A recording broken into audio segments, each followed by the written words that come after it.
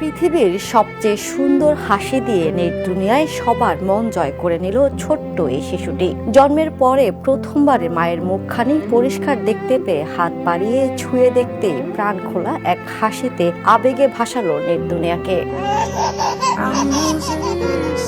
জন্মের পর থেকেই পৃথিবীটা তার কাছে ছিল ঝাপসা। মায়ের মুখও ঠিক মতো দেখতে পারেনি ছোট্ট শিশুটি। হাসপাতালের সেই ছোট্ট কক্ষে যখন তার চোখে পরিয়ে দেওয়া হলো নতুন চশমা, প্রথমে কিছুটা ভয় আর অচেনা দৃষ্টি, কিন্তু পরের মুহূর্তেই বদলে গেল সবকিছু। প্রথমবার পরিষ্কারভাবে মায়ের মুখ দেখতেই হেসে উঠল শিশুটি।